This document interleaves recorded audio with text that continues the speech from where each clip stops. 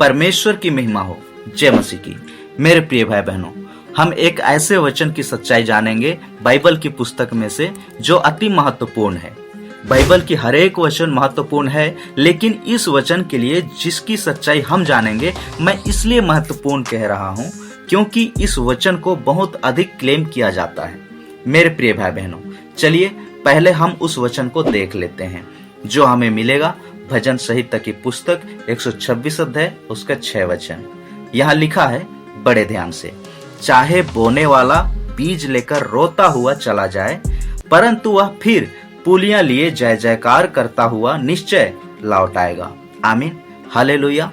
मेरे प्रियो, इस वचन को आज भी लोग बहुत अधिक क्लेम करते हैं और आज अपने जीवन में वैसा ही लागू करते हैं जैसा लिखा है। और ये वचन इजरायलियों के लिए था, लेकिन प्रश्न ये उठता है कि क्या ये वचन आज भी हम पर वैसा ही लागू होता है जैसा इजरायलियों के लिए था या नहीं? इसकी सच्चाई क्या है?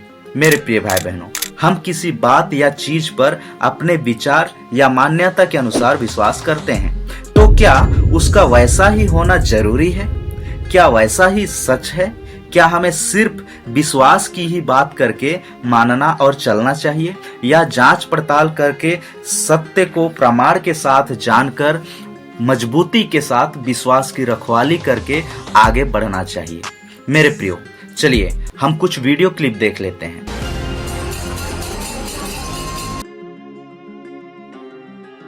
मैं जंगल इसका पूरा घर बर्बाद कर दूंगा और इसके घर में कोई संतान नहीं होने दूंगा। कोई करवा के दिखा संतान, पहचानू मैं। तो आपने देखा मेरे प्रियो, आप सोच रहे होंगे कि इसमें ऐसा क्या है, लेकिन इसे दिखाने का मेरा उद्देश्य यही है कि जो आपने अभी देखा इन बाबाओं के पास कुछ लोगों को हिलते डुलते हुए, उछल कूद करते हुए, तो बिल्कुल ऐसा ही मेरे प्रिय भाई बहनों, बड़े ध्यान से, बिल्कुल ऐसा ही मसीहियत में भी देखने को मिलता है। चंगाई चमत्कार के नाम पर, पवित्र आत्मा के नाम से। तो प्रश्न तो यही है कि क्रिश्चियनों के बीच पवित्र आत्मा काम करता है, तो बाबाओं के पास कौन सा आत्मा करता है? आप कहेंगे कि उनके पास कोई और ही आत्मा काम करता है, लेकिन इस बात को हम देखते हैं क्योंकि हरकतें तो दोनों तरफ सेम टू सेम हैं, छुटकारा भी दोनों जगह देखते हैं। तो क्या बाइबल के अनुसार हम कहीं भी पवित्र आत्मा के कार्यों में ऐसा कुछ देखते हैं जैसा कि आज हम देख रहे हैं? तो जिस विश्वास की बात आज मसीही करते हैं, तो क्या अपने विश्वास को नहीं जांच लेना चाहिए? मेरे प्रियो, हमें अंधविश्वासी नहीं बनना, हमें पाखंड को बढ़ावा नहीं देना चाहिए। ये बिब्लिकल नहीं है, ये सही नहीं है। हमें हर एक बात को वचन के आधार पर जांचना चाहिए, तभी हमारी आशा पूरी होगी। मेरे प्रियो, चलिए अब हम भजन संहिता 126 अध्याय उसका 6 वचन की सच्चाई जानते हैं। यहाँ देखिए लिखा है, चाहे बीज बोने वाला बीज लेकर रोता हुआ चला जाए, परंतु वह फिर पुलियां लिए जय जयकार करता हुआ निश्चय लौट आएगा।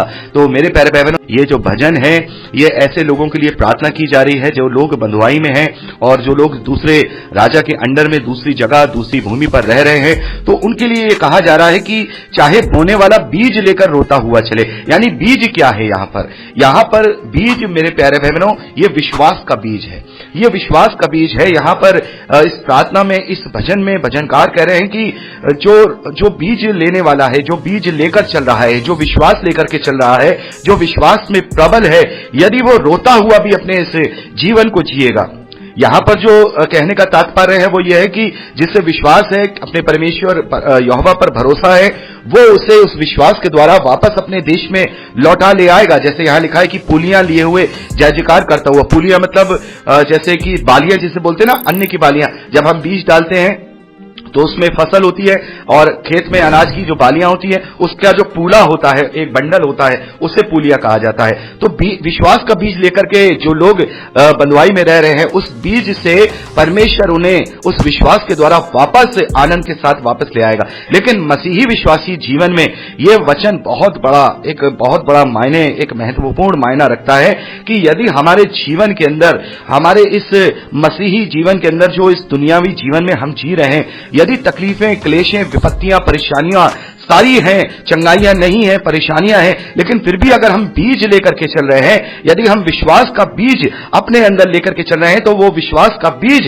एक बहुत बड़ा वृक्ष होकर फलवंत होगा, जो कि हमें अनंत जीवन के फल के रूप में मिलेगा। मेरे प्यारे भाई बहनों, जैसा प्रभु कहते हैं कि जिसका अगर राई के दाने के बराबर भी विश्वास हो, राई के दाने का हम लोगों ने वहां पर उदाहरण दिया है कि राई का दाना एक छोटा सा होता है, लेकिन जब उसको अगर हम अच्छे से बढ़ाएं, अच्छे से सारी चीजें करें, तो वो एक बहुत बड़ा वृक्ष बन सकता है।